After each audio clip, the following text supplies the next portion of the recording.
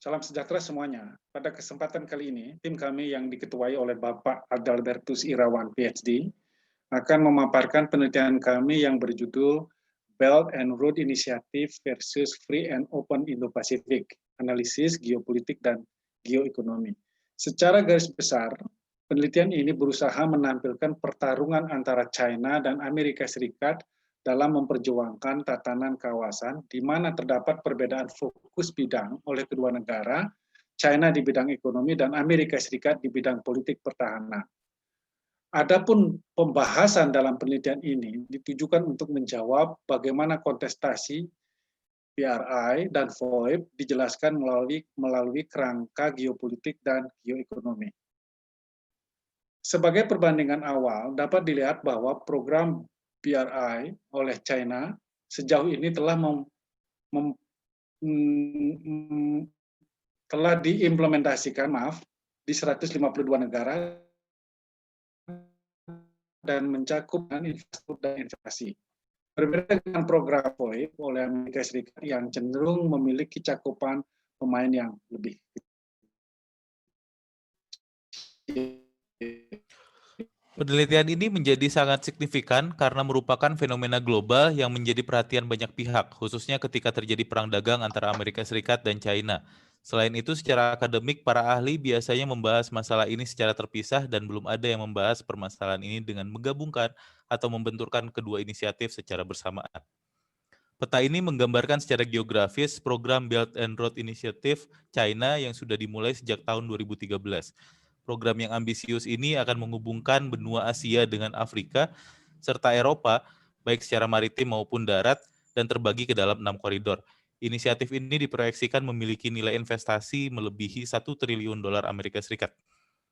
Di sisi lain, berikut merupakan peta dari inisiatif Free and Open Indo-Pacific yang diinisiasi oleh Amerika Serikat menggandeng 3 negara lainnya yang merupakan mitranya, yaitu Jepang, Australia, dan India, serta mengajak juga negara-negara di kawasan Asia Tenggara.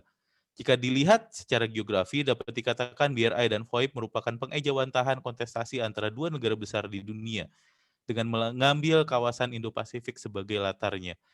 Inisiatif FOIP yang dibuat Amerika Serikat dapat dicitrakan sebagai upaya containment secara geopolitik terhadap peningkatan kekuatan China secara geoekonomi melalui BRI-nya. Melihat kepentingan ekonomi politik yang dimiliki China dalam BRI, maka setidaknya terdapat 3 poin yang bisa digarisbawahi. Pertama, bahwa program BRI ini ditujukan untuk menyaingi hegemoni Amerika Serikat, sekaligus menunjukkan eksistensinya dalam struktur pemerintahan global. Hal ini dilakukan China, salah satunya dengan meningkatkan konektivitas infrastruktur, liberalisasi perdagangan, dan integrasi keuangan global dengan berbagai negara, khususnya di kawasan Eurasia, Afrika, dan Oseania. 2, bahwa inisiatif BRI ini lahir karena dipicu oleh keinginan China untuk menata ulang tatanan ekonomi dan politik di kawasan, terutama yang berkaitan dengan investasi, bantuan dan perlindungan sosial, dan lingkungan. Jika sebelumnya Amerika Serikat selama berpuluh-puluh tahun telah mempertahankan status quo-nya di kawasan, maka China melalui BRI berusaha membuat tatanan regional baru yang berpusat pada China. Terakhir, melalui program ini, China juga ingin mengamankan stabilitas dan menjamin pasokan energi. Misalnya yang terlihat pada proyek Mambila Hydroelectric Power Station di Sungai Donga, Nigeria, dan proyek Hydro China Dawood Wind Farm di distrik Tata, Pakistan. Hanya dalam waktu kurang dari 5 tahun, Belt and Road Initiative, suatu strategi ekonomi interkontinental China, dimulai tahun 2015 di bawah kepemimpinan Xi Jinping, telah berhasil diimplementasikan dalam ratusan proyek kerjasama infrastruktur dan energi. Proyek-proyek ini membentang dari Eropa, Afrika, Asia Tengah, Asia Selatan, Asia Tenggara, juga di Indonesia.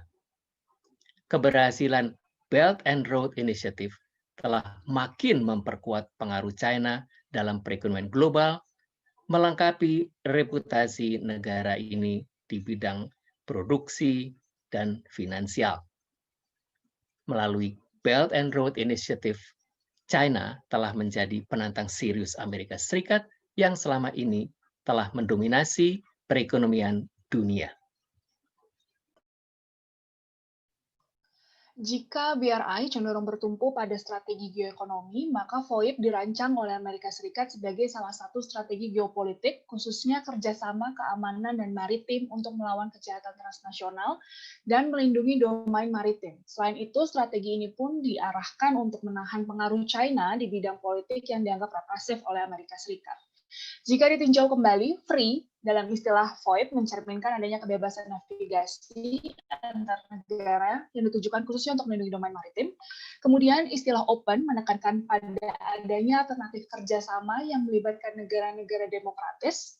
Indo dan Pasifik menjelaskan adanya usaha kerjasama bilateral dan multilateral dengan Sri Lanka dan negara-negara di Laut Cina Selatan seperti Jepang, Australia, dan Asia Tenggara. Dengan demikian, melalui program FOIP, Amerika Serikat berusaha untuk mempertahankan sekaligus membentuk arsitektur regional yang mendatangkan berbagai keuntungan di bidang politik bagi Amerika Serikat. Dari penelitian yang telah kami lakukan, kami menyimpulkan bahwa BRI dan FOIP merupakan upaya kedua belah negara untuk membentuk arsitektur regional yang menguntungkan. FOIP dan BRI merupakan inisiatif yang tidak sebanding dan memiliki fokusnya masing-masing. China melalui BRI fokus kepada bidang ekonomi agar dapat menopang pertumbuhan ekonominya, sementara Amerika Serikat melalui FOIP fokus pada bidang politik dan keamanan untuk mempertahankan posisinya sebagai negara hegemon. Terima kasih atas perhatiannya Bapak Ibu semuanya. Sekian dari kami.